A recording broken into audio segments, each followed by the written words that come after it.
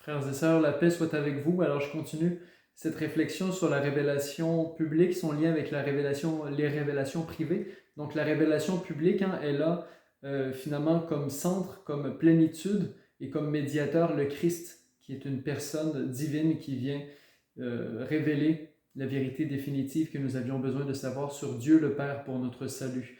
Maintenant, les révélations privées, elles sont ordonnées à cette unique révélation de Jésus-Christ, qui complète la révélation publique de Dieu qui était commencée par l'élection d'un peuple dans l'Ancienne Alliance.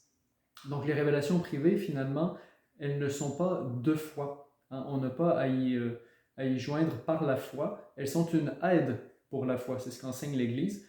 Et donc, en tant qu'aide pour la foi, elles doivent être ordonnées à l'unique foi que l'on professe dans le credo, par exemple de Nicée-Constantinople, le dimanche, ou le symbole des apôtres. Également, elles ne sont pas là pour compléter la révélation divine. Donc souvent, on peut attendre un message qui viendrait compléter. Ça, c'est très humain, mais c'est pas non plus le sens de ce que devrait être une révélation privée. En fait, Ratzinger, dans un texte de 2003, quand il se met à réfléchir sur les apparitions de Fatima, il a écrit un très beau texte sur une réflexion sur les révélations privées. Je vous invite à aller le voir si vous voulez aller plus loin. Et puis dans ce texte-là, il dit en fait ce charisme de prophétie finalement auquel correspondent les révélations privées. Il dit ce charisme-là, il ne doit pas être éteint, mais il doit être discerné. Et surtout, il dit, il doit être bien compris. La prophétie au sens biblique, c'est pas de dire ce qui va arriver dans 2 semaines ou dans 2 ans. Ce n'est pas de prédire l'avenir. La prophétie au sens biblique, c'est plutôt d'actualiser la parole de Dieu pour aujourd'hui, pour un peuple, dans une situation très précise. Et donc, par exemple, si une guerre arrive, la Vierge Marie peut apparaître et dire « Priez, priez mes enfants, etc. pour la conversion de ceux qui vont vous attaquer, par exemple, ou de vous-même, etc. » Donc, c'est ce qui est arrivé beaucoup au 19e siècle, par exemple. On peut aussi penser forcément à Pontmain, à l'île Bouchard. Autre chose aussi, je vous cite la première lettre aux Thessaloniciens dans laquelle Saint Paul donne l'esprit dans lequel on doit accueillir les révélations privées. C'est ce que dira Ratzinger. Alors il dit au 5e chapitre de la première aux Thessaloniciens, « N'éteignez pas l'esprit, ne méprisez pas les prophéties, mais discernez la valeur de toute chose, ce qui est bien, gardez-le.